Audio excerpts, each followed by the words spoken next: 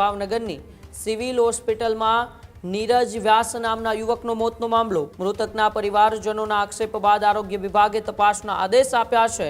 Ventilator હટાવવાની બેદરકારીના આરોપથી Bhavnagar civil ચર્ચામાં આવ્યું છે.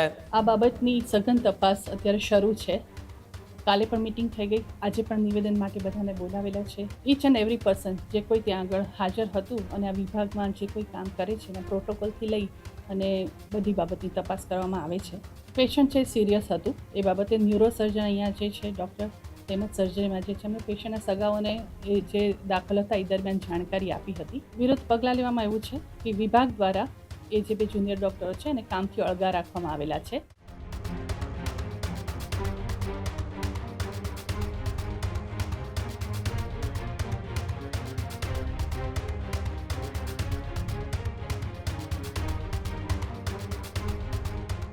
ભાવનગરની સિવિલ હોસ્પિટલમાં નીરજ વ્યાસ નામના યુવકનો મોતનો મામલો. મૃતકના પરિવારજનોના આક્ષેપ બાદ આરોગ્ય વિભાગે તપાસના આદેશ આપ્યા છે. નીરજ વ્યાસ કેસમાં હોસ્પિટલ પ્રશાસને તપાસ કમિટી રચી છે. વેન્ટિલેટર હટાવવાની બેદરકારીના આરોપથી ભાવનગર સિવિલ ચર્ચામાં આવ્યું છે. નીરજ વ્યાસના મોત બાદ બે જુનિયર ડોક્ટરો ફરજ પરથી દૂર થયા છે. પરિવારની ફરિયાદ બાદ ડોક્ટરોના નિવેદન નોંધવાની પણ કાર્યવાહી શરૂ થઈ છે. સિનિયર ડોક્ટરની મંજૂરી વગર વેન્ટિલેટર હટાવ્યાનો પણ આક્ષેપ કરવામાં આવ્યો છે. હોસ્પિટલમાં મોબાઈલ વપરાશ અંગે પણ તાકીદની સૂચના જાહેર કરવામાં આવી છે. નીરજ વ્યાસ મોત કેસમાં દોષિત સામે કડક કાર્યવાહી પણ કરવામાં આવશે. ત્યારે ભાવનગર સિવિલની અંદર નીરજ વ્યાસ જેનો એ થોડા દિવસો પહેલા મૃત્યુ થઈ ગયું હતું, તેને લઈને મૃતકના પરિવારજનોએ સિવિલ હોસ્પિટલના ડોક્ટરો સામે ગંભીર આક્ષેપો કર્યા હતા કે તેમની બેદરકારીથી તેમના એ પુત્ર છે નીરજ વ્યાસ તેમનું મૃત્યુ થયું છે. અને હવે એ આક્ષેપો બાદ આરોગ્ય વિભાગ છે તેમણે તપાસના આદેશ આપી દીધા છે. નીરજ વ્યાસ કેસમાં હકીકત શું થયું હતું, હકીકત એ ડોક્ટરોની બેદરકારીથી નીરજ વ્યાસનું મૃત્યુ થયું છે કે અન્ય કોઈ કારણોસર નીરજ વ્યાસનું મૃત્યુ થયું છે, તેની તપાસ માટે હવે હોસ્પિટલ પ્રશાસને કમિટી રચી છે. અને એ કમિટીની અંદર હવે તપાસ થશે કે નીરજ વ્યાસનું મૃત્યુ કેવી રીતે થયું છે. સિનિયર ડોક્ટરની મંજૂરી વગર વેન્ટિલેટર હટાવ્યાનો આક્ષેપ પરિવારે કર્યો હતો. હોસ્પિટલમાં મોબાઈલ વપરાશ અંગે તાકીદની સૂચના પણ જાહેર કરી દેવામાં આવી છે. ત્યારે નીરજ વ્યાસ મોત કેસમાં દોષિત સામે કડક કાર્યવાહી થશે કે નહીં તેવા પણ સવાલો ઉઠી રહ્યા છે. પરંતુ આ પહેલા ઇન્ચાર્જ સુપ્રિન્ટેન્ડન્ટ ભાવનગર સિવિલ હોસ્પિટલના કેરવી દેસાઈએ તપાસના આદેશ આપતા શું કહ્યું, આવો આપણે ઇન્ચાર્જ સુપ્રિન્ટેન્ડન્ટ કેરવી દેસાઈને સાંભળીએ.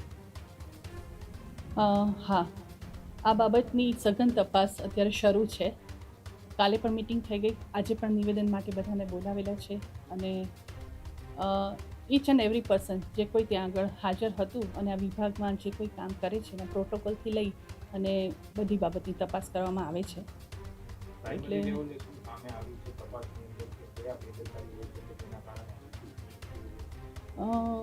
પેશન્ટ છે સિરિયસ હતું, એ બાબતે ન્યુરોસર્જન અહીંયા જે છે ડૉક્ટર તેમજ સર્જરીમાં જે છે અમે પેશન્ટના સગાઓને એ જે દાખલ હતા એ દરમિયાન જાણકારી આપી હતી કે એમની કન્ડિશન ખરાબ જ છે. એટલે પણ જે તે દિવસે બનાવ બન્યો એ બાબતની સઘન તપાસ અત્યારે શરૂ છે. બધાના નિવેદનો લઈએ છીએ કે કઈ સેકન્ડે કઈ મિનિટે શું વસ્તુ થઈ અને જે પ્રમાણે નિયમ પ્રમાણે જેમ થતું હશે એ પ્રમાણે વડી કચેરી આગળ કરશે કામ. એ બાબતે વિરુદ્ધ પગલાં લેવામાં આવ્યું છે કે વિભાગ દ્વારા એ જે બે જુનિયર ડૉક્ટરો છે એને કામથી અળગા રાખવામાં આવેલા છે.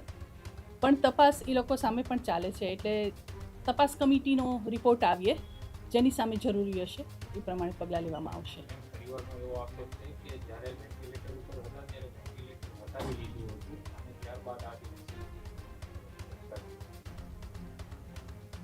એ જ વાત છે કે જેને આપણે તપાસનો વિષય મેઇન રાખ્યો છે. એટલે અત્યારે જ્યાં સુધી રિપોર્ટ ન આવે ત્યાં સુધી એક્ઝેક્ટ નહીં કહી શકું, પણ આ જ આરોપ છે ને આ જ વસ્તુ એની તપાસ થઈ રહી છે. 3 નિવેદનો આવ્યા, હજી એને ઇન્વર્ટ થઈ રહ્યા છે અને અમે આજે સાંજે એનું જેટલા આવશે એની સમીક્ષા પ્લસ સોમવારે પણ અમે પ્રોટોકોલ ત્યાં સુધી વિભાગમાં એ બધાની માગણી કરી છે જેથી કરીને સઘન તપાસ થઈ શકે અને વ્યવસ્થિત કામ થઈ શકે. કેટલા લોકોની કમિટી બનાવવામાં આવી છે, કોણ કોણ છે કમિટી? એમાં સિનિયર લોકોની કમિટી બનાવવામાં આવી છે. 4 લોકોની કમિટી છે જે સિનિયર છે અને અધ્યક્ષ વિષય સાથે સંકળાયેલા હોય, વિભાગના નહીં, અન્ય વિભાગના senior head of the department કક્ષાના માણસો.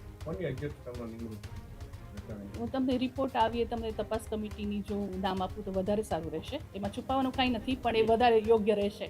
આ જ પ્રકારની તમામ અપડેટ જોવા માટે ન્યૂઝરૂમ ગુજરાતને લાઇક, શેર અને સબસ્ક્રાઇબ કરવાનું ભૂલતા નહીં.